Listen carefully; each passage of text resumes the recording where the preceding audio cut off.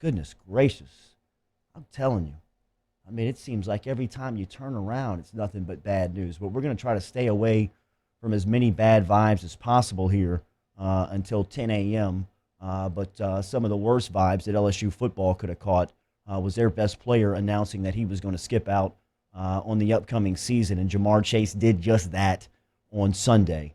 And we'll talk to Verge Alsbury coming up here. And I'm going to ask Verge about something that's been talked about, and it seems like that people believe is the Ryan Clark element on this.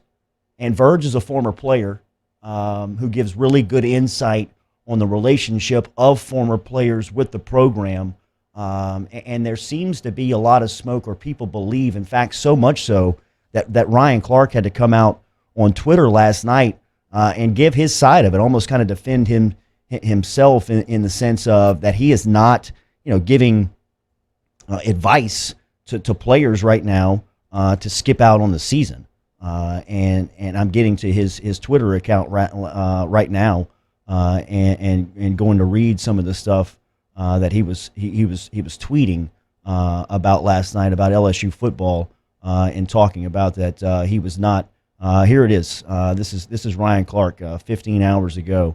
All I know is last time we saw Jamar Chase, he was unstoppable. He's personally not to blame. He's personally to blame for falling draft grades of many 2019 star cornerbacks. I have never spoken to Jamar Chase about opting out. In fact, we have never actually spoken in a while about anything. He asked a question through my son about training during the summer, so blame someone else. LSU fans, so we are clear, I have not spoken to one single player about opting out. That is a personal family decision that I will not infringe on. My son played for Arizona State in 2019, the same year I was LSU's largest public national supporter. We are blessed. Don't make that blank up. So we're going to talk to Verge Alsbury coming up here in a couple of minutes, and we'll ask him directly about that because I think that Verge, and that's why I'm looking so forward to this segment every week, is that he can offer great insight as an executive, as an administrator, and make no mistake about it. I don't know if Verge even recognizes this or if this is something that he even would know. But if you talk to people around him, Verge is probably one of the most influential and powerful African-American executives in college football. When you talk about his title, his responsibility within the LSU football department, and then also the relationship that he has with the league office and how much respect he has there. So I'm looking forward to talking to Verge coming up here in a couple of minutes, as we're really looking forward to that segment every Monday. And Ross Dellinger will stop by at 8:30. But what happened to LSU over the weekend, make no mistake about it, is that they lost the best player in college football. Right? I mean, when I think of Jamar Chase, I think of him as the best player in college football going into his junior season. And when you think about his sophomore run on a team that was filled with superstars, on a team that will be nationally recognized and forever talked about how talented and skilled they are, he was usually the best player on the field. Burrow every week was the highlight. Was the guy, the centerpiece. But Jamar Chase was the problem. He was the guy that everybody was worried about. I mean, you just think about some of his numbers and what he accomplished last season. He became the first player in FBS history to score at least 20 touchdowns and average 20 yards per catch, and that was with 100-plus targets last season. So, I mean, as much as they threw the ball, he was the guy. He was the guy that everybody was worried about and that focused on. He led the NCAA with 20 touchdown receptions, averaged 127 yards per game, ranked nationally after he finished the year with 84 catches in 14 games. He became the first wide receiver and 11th player in LSU history to become a unanimous All-American after he broke the SEC single-season mark for receiving yards and established the record of 1,780 receiving yards in one season, which Josh Reed held that mark back in 2001. I saw that 2001 season up close with Josh Reed, and I swore I'd never seen it topped. I swore I would never see anybody play the wide receiver position any better than what I saw Reed do in 2001, and Chase surpassed that. You almost forgot about Reed. I hate to say that out loud, and you don't, because you'll always remember what he accomplished and see his name in the record books, but LSU became so good at that position last year, headlined by Jamar Chase, that you almost forgot about, other types of seasons that had any impact at that position, like those guys did with Jefferson, but more Jamar Chase. So, you lose the best player in college football when Chase gave you the news yesterday that you opt out. Like Ogeron says every week here on Tuesday, and like he tells his team each week in team meetings, LSU football never blinks. This will be the biggest test of that theory, of that philosophy right here. The biggest winner out of all this is Terrace Marshall, right? Terrace Marshall is a name that routinely, when you talked about returning wide receivers in the offseason, was either far down the list or even left off some lists. Talk about disrespect.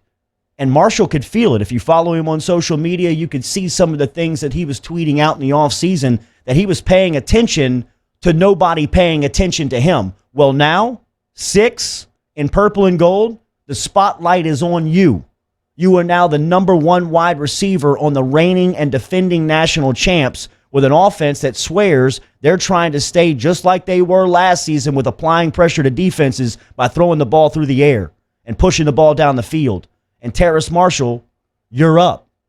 And LSU has always had this next man up mentality. And as we said, this adversity that they were dealt with Chase, this is going to be the biggest test of that. But if there is one room, if there's one position group at LSU football, particularly this season, that you feel could handle something like that, it would be that wide receiver group, right? I'm not trying to make any excuse for losing Chase. That's a huge hit. Like I said, to me, he's the best player in the sport. Forget the team.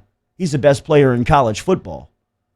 But I do believe that Terrace Marshall, that Racey McMath, that Jerry Jenkins, that Keyshawn Butte, that Coy Moore, that Jontre Kirkland are all set to have that next man up mentality and try to pick up the production. They will never be able to. I don't know if Chase would have been able to mirror his production from last season just by the attention that defenses would put on him this year.